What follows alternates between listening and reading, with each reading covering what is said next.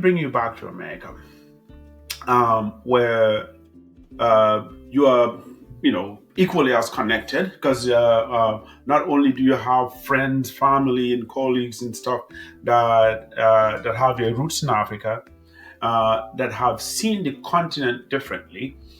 And by Mhm. that I mean whether they've not visited enough for no fault of their own, it could be various reasons, or they just see it as a lost cause. By that I mean, several people have mentioned to me that there are things that me as an individual I cannot affect. Like I can't do enough to change because some of these things are at a level where governments and better systems should take care of. And so, they sit back and focus on individual and family. What would you say? Like, say you were sitting in front of 20 friends, and through a conversation they give you a podium to talk to them, and this is basically the mindset. Hey, there's not much I can do because some of these things like access to clean drinking water, me as an individual, I can't do enough to change. This is beyond me. So I think I would bring it down to a level that they can understand. So, I come from a family of girls, like you know this. Hmm. We like to go to brunch. So brunch may cost on a good day, maybe we'll go somewhere fancy, and let's Hmm. say we'll spend $75 at brunch. Hmm. Hmm. And maybe let's say we do this every 2 months, Hmm. right? So I would then say to someone to say, how about you donate two brunches, right? $150. Then let's get 9 other people to donate the $150. By having $1,500, we can provide clean water within a 30 minute walking radius to about 500 people. I think that's something that we can all understand, right? I'm just asking for you Yes. to Yes. sacrifice two brunches, $150, and then I will show you these are the people that you have now given water to. So Mm. I'm not asking us to go in front of our governments and all Hmm. that. Hmm. I don't even me myself, that stuff goes over my head. I'm just asking for the little bit here that we can do. Hmm. Maybe $150 is too much. Let's do Hmm. $10. Let's do Hmm. $10 each, Hmm. and we will fill up a backpack with supplies for a kid for one of their semesters in school. Hmm. So I think that's how I talk to my friends about change back home, because they can understand that, they can relate to that.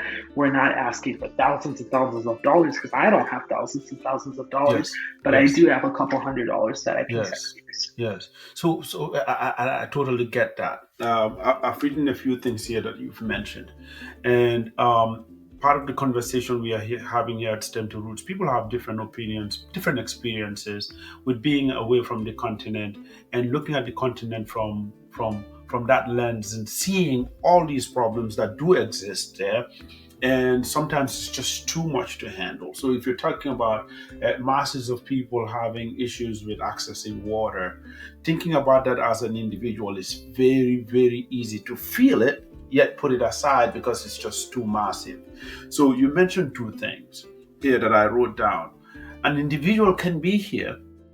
You're not asking that, hey, get up, pack up, and leave and go supply water, but you're saying something like, you mentioned one thing, do your research, and if you're a good writer, or if you can research how to write a grant, sit down from the convenience of your internet and home and try writing a grant, see whether it bites, right?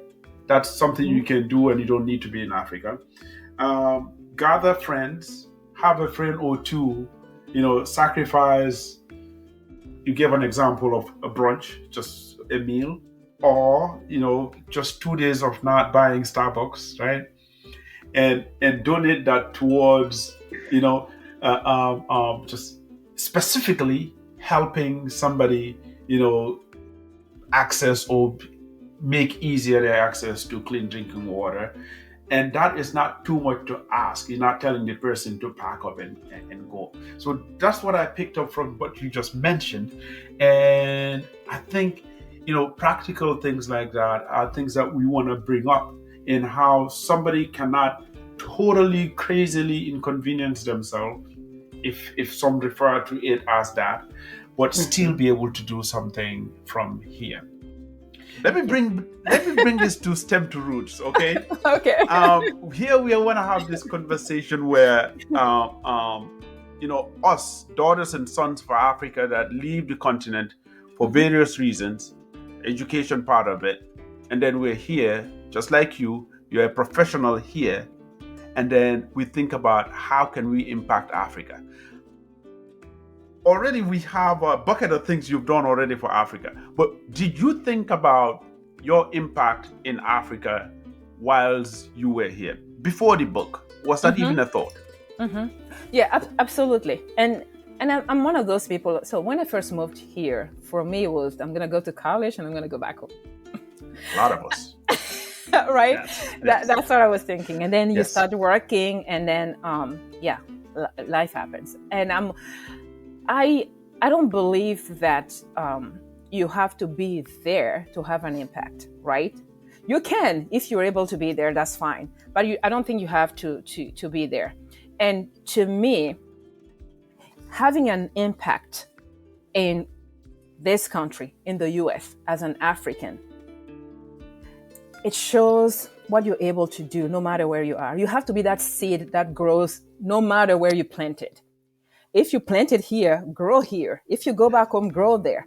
But I think we've heard people say it's too tough in the US. I can succeed here. Yeah. But you succeeding here, and we're building like this community of people, of African who have succeeded here.